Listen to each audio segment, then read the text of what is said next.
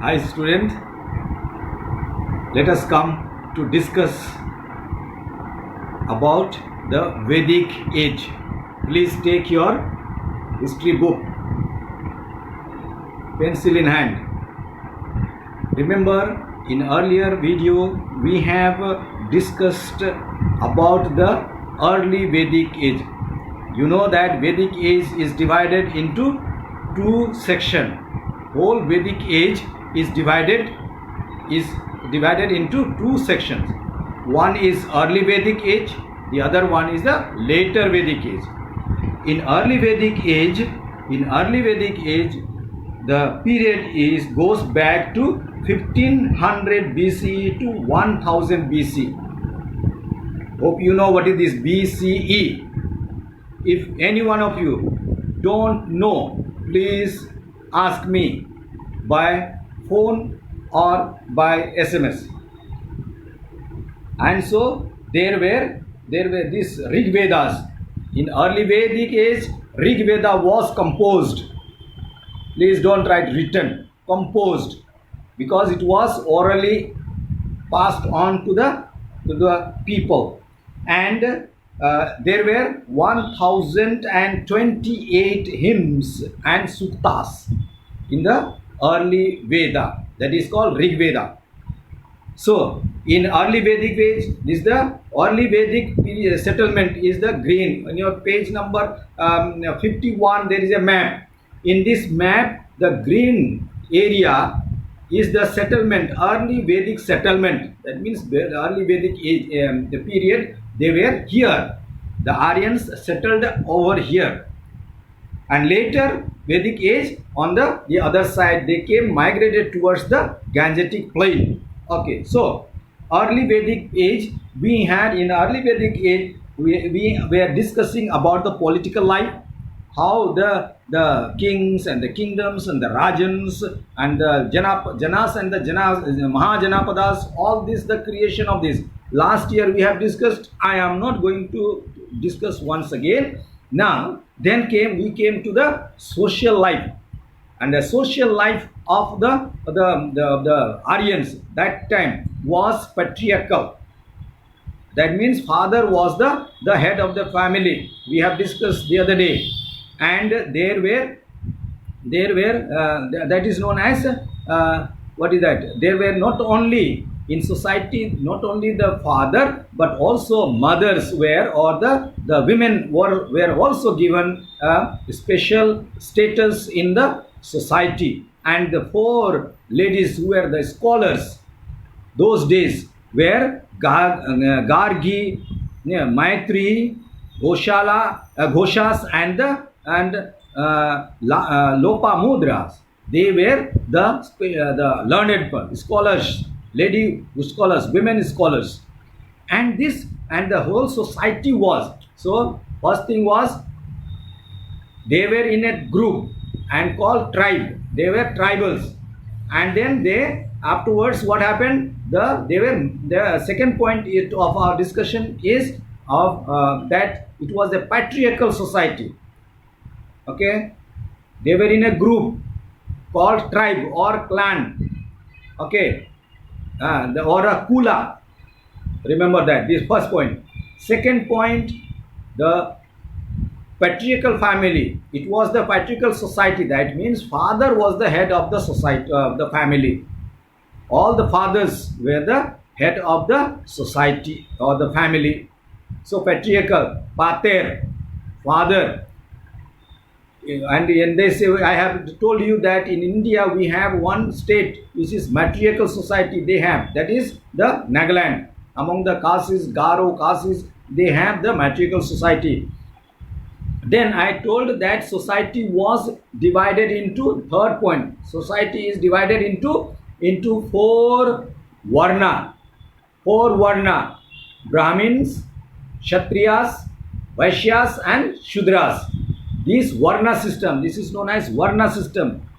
And we were discussing about the Brahmins, that they were considered to be the high caste people. Kshatriyas were the warrior class and the ruling class of people. They were the rulers. And the Vaishyas were the businessmen. they had their work was to buy and sell the goods, all the all kinds of goods, all kinds of goods. It is not only the cash which is related of the goods, but then also the food grains and all that we are doing that. Next one was the Shudras. Shudras were the lowest section of the society. They were later on they were known as untouchables and were treated very very badly. And this is how this was the origin of the caste system. Today we have no Varna system. We have got the caste system. Sometimes we have to produce our caste certificate and identify yourself. You whether you are in high caste group or in the low caste group or the backward group, low caste group, Shudra groups, OBC, OBC, ST, SC, OBC, general, ST, SC, and OBC. These are the groups we have been divided about the caste system. Next one is the Shudras. They were occupied the lowest rank rank in the society. They were forced to the laborers. They were forced to labor or to serve all the other three the classes of people: Kshatriyas, Brahmanas, and the Vaishyas. They were serving them. So what was their work? Their work was menial task, menial job. What was it? Cleaning the house, cleaning the house, and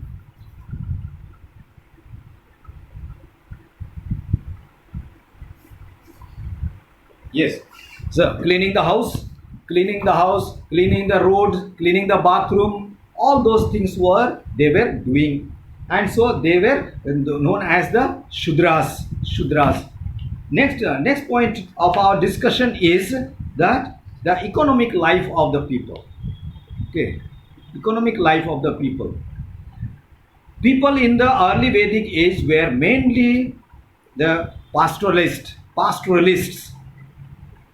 What is this pastoralist? They were rearing cattle, and so they were pasturing, grazing the cattle, sheep, and other herds. Here it is written pastorals. That means the sheep or cattle farmer. They were having the farm. They were herding the sheep and the cattle. What are the cattle? Cattle means what are the animals that comes under cattle? Cow, buffalo, the horses, the camels, the ashes. All these are the cattle. Mainly cows and buffaloes. Okay, so they were herding cattle. Cattle rearing was their main occupation. They domesticated animals like cows, sheep, goats,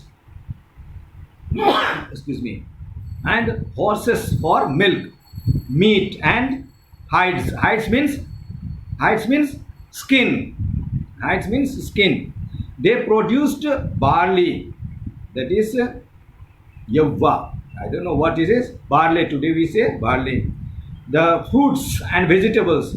Apart from the cattle rearing and small scale cultivation, people engaged in many other economic activities: hunting, carpentry, tanning, then weaving, then chariot making, and so on. These were the other occupational activities besides farming and rearing animals.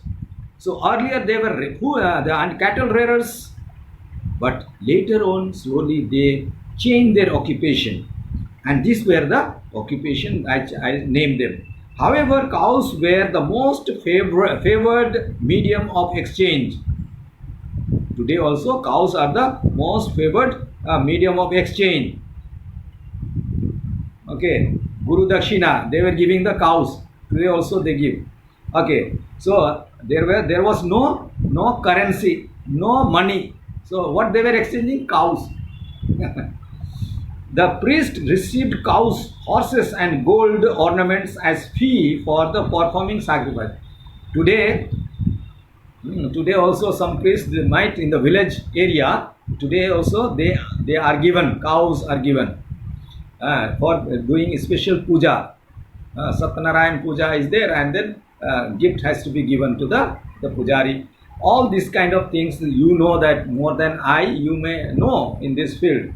So they were given. So that is what we are discussing about. So priests receives cows, horses, and gold ornaments as fee for performing sacrifices. Next one was the religion. What kind of religion they had? The early Vedic period, in the gods were worshipped through the recitation of prayers, hymns, and through yajnas, which involved the performance of sacrifice. Yajna means we are offering sacrifices. Yajnas were performed in pleasing to please the god and goddesses, so that bestowed blessing. Remember that those days initially there were no female gods, only male gods were there. So only male gods, no goddesses. These sacrifices were organized by the chiefs of the tribes and performed by priests. Who offered this? Chief of the tribes offered, and who performed the puja? Priest performed. Do you understand? Gods thus invoked in the sacrifices supposedly rewarded the sacrifices with their success in wars. Then progeny, increase in cattle and long life. Progeny means descent of the person or animal. Progeny. Okay, we should have the children. Okay, in the family, good children will be born. All that. Then this was the blessing that the blessing in the farm. More cattle, more sheep and herds. Increase in the farming, agricultural work, and having the health, good health. These were the prayers of petition. Petition means request. They were requesting God, invoking God, and God used to bless them. So this brought a number of gifts in the form of dana and dakshina, to the priest. So when he was praying, and then gifts were given to the priest. People also worshipped the forces of nature like sky, wind, rain, and fire. The function of the different gods reflected their needs in society, and so there were gods and goddesses for various natural phenomena. For wind, there was a wind god. There was a sky god, wind god, sky god. Then the rain god, fire god. Do you know what is the name of the fire god? So rain, Indra. Okay, Agni, Indra, Agni. Then Vayu. All these were the goddess. The functions of different gods reflected in their needs on the society. Since people in the early Vedic age were engaged in wars with each other, see that as long as they were not settled, they did not settle, they were having no wars. Now they are settled, and then they want for power, and so they have to fight. This fighting with each other, I rather I don't like. Fighting for the power among the brothers. They so each other they fighting. Today also we are fighting, and because of that others they take the advantages.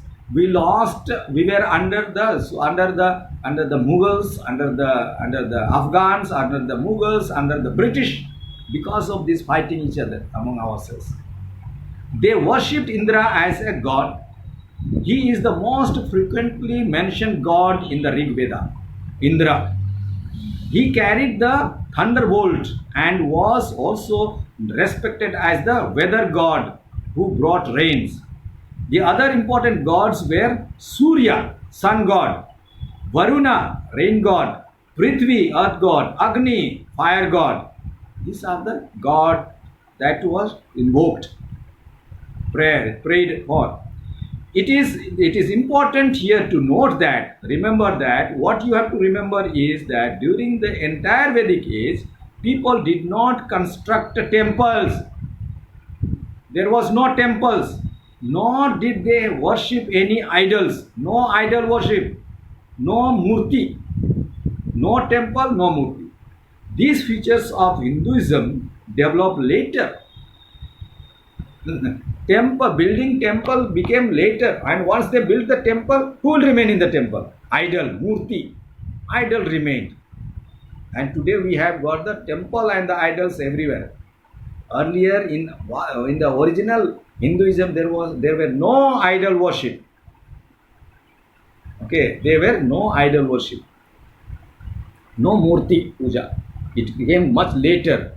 How it came, I will discuss with you later in the video. Till then, be safe. Bye.